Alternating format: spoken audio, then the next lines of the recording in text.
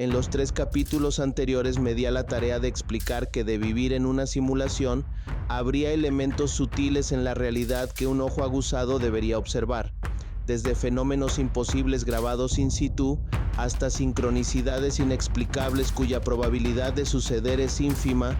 Las evidencias no nos dejarían más opción que preguntarnos si la realidad en que vivimos no es otra cosa que un sueño, como en su momento la película Matrix nos hizo reflexionar a finales de los 90. Película en donde, por cierto, el oráculo tiene un papel trascendental, siendo esta la responsable de dictaminar si el elegido es o no el indicado según la profecía. Morfeo, que en la cultura grecorromana se asocia justamente al dios del sueño y al mundo onírico, es quien guía al elegido hacia ella. Quien más que responder si él es el elegido, lo cuestiona con respecto a si él cree serlo, es decir, lo hace responsable de su decisión y así de su destino. Pues bien, no es casualidad que en la tercera parte de esta saga haya incluido a los oráculos de nuestro ensueño, personajes que como el oráculo nos advierten de situaciones futuras, no como un destino inevitable, sino como el resultado de un cálculo infalible. En este cuarto capítulo, parto de la idea de que efectivamente vivimos en una simulación y de esta premisa teorizo que así como nuestra tecnología es capaz de crear mundos virtuales simulados, nosotros podríamos ser una simulación creada por una entidad desconocida, maybe Dios, infinitamente más desarrollada tecnológicamente, que sin motivo aparente se divierte, aprende, se nutre, investiga o juega con nosotros. Esta entidad superior, esta divinidad tecnológica, habría tenido que crear la realidad en base a sus propios instrumentos que, por muy avanzados que fueran, tendrían una limitante tecnológica que, aunque imperceptible a nuestros ojos, harían una realidad imperfecta y contenida dentro de unos parámetros impuestos por el hardware usado para crear y mantener la simulación. Desde este punto de vista, lo que he presentado en los 3 capítulos anteriores serían evidencia de fallos o malwares en el software del sistema de realidad que nos gobierna, en tanto que este capítulo se centraría en los problemas del hardware en donde los programas se desarrollan. De ser cierto esto, habrían parámetros fundamentales sobre lo que está construida la realidad: la velocidad de la luz, las fuerzas fuerte y débil, el mínimo de Planck, la constante de gravitación universal, entre otras cosas, no serían consecuencias azarosas de un caldo de cultivo primigenio que dio luz al universo que conocemos. Por el contrario, estos valores habrían salido de los propios valores del equipo empleado para lograrlo y habrían sido cuidadosamente seleccionados para darle a la realidad el aspecto terso que tiene hoy. En palabras llanas, estos valores corresponderían a los parámetros de fábrica que veríamos en el instructivo de un ordenador que compramos hoy. Veamos, la luz es una magnitud absoluta, una asíntota para todo objeto que tenga masa. Nada puede acercarse a su velocidad excepto ella misma, y esto en matemáticas se conoce como asíntota, o dicho de otro modo, error. La velocidad de la luz, 290 y 9.792 metros por segundo, no puede aumentar ni disminuir en el vacío, aun si esta velocidad es impulsada por una fuerza externa.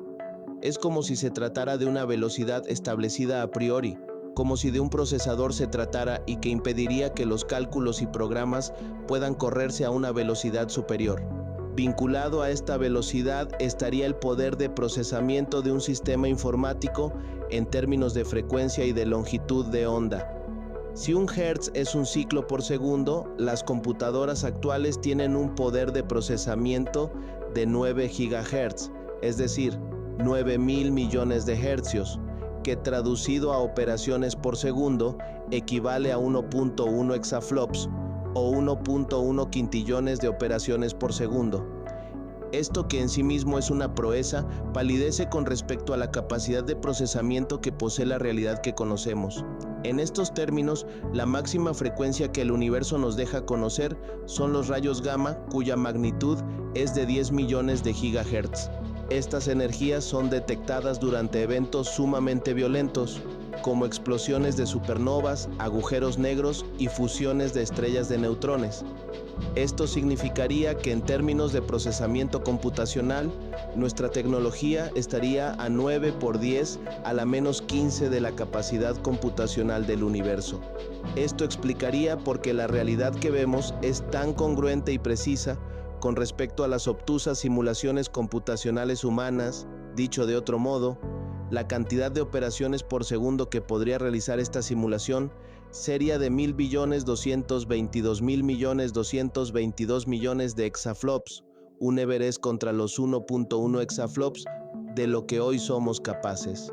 No obstante, y por mucho que la realidad que vemos sea perfecta, no lo es tanto, y tiene huecos, fallas, incongruencias, discontinuidades que se nos presentan como eventos inexplicables, premoniciones, fantasmas, comunicación extrasensorial y tantos fenómenos que la ciencia hoy en día no tiene capacidad ni quiere explicar y se conforma con ignorar.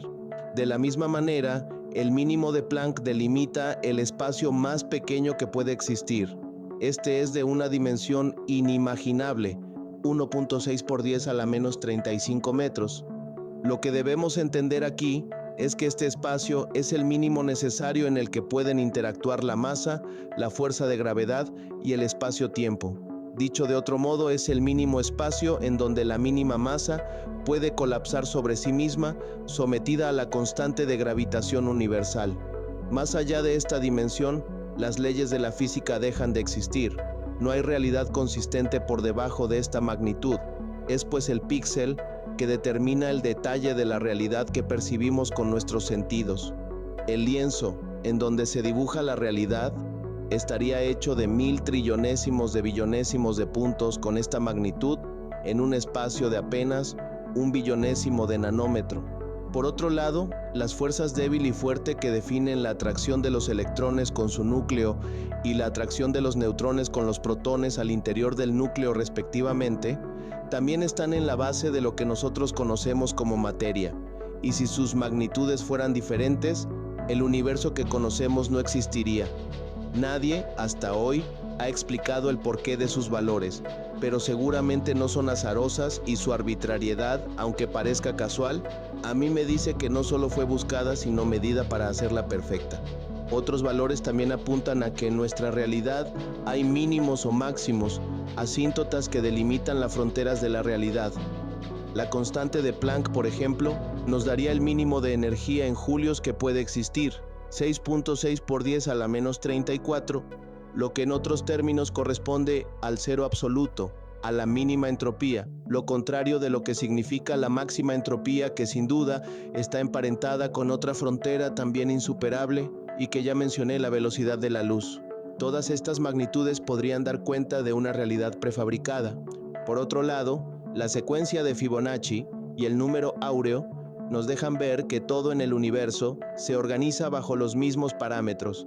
La perfección viene de una arquitectura predeterminada que dicta el crecimiento de los brazos de una galaxia y los pétalos de una flor.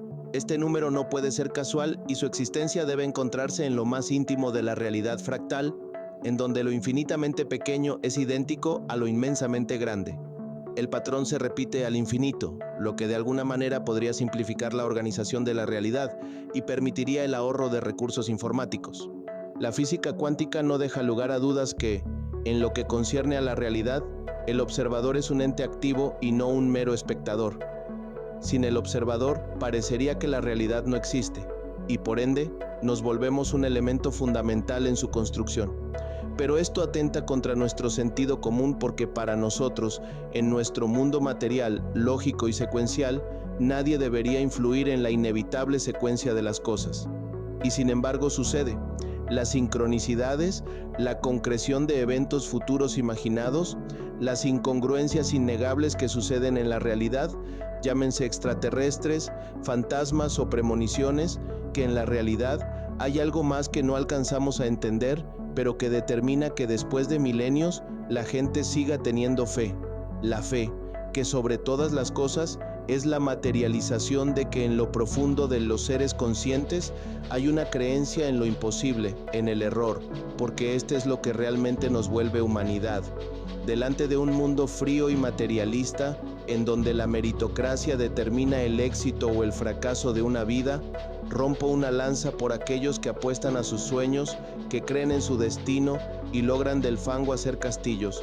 No sé si hay cielos o infiernos, pero creo profundamente en lo que somos, porque de la nada también nace la pasión y la bondad. Así que ya puede despreocuparse el creador de nuestro destino, porque el camino es claro, seamos o no reales, la empatía siempre será verdadera. ¿Y tú qué piensas? Deja tus comentarios, suscríbete y dale a la campanita para que te enteres de cada nuevo video que publique. Muchas gracias por tu interés y tiempo.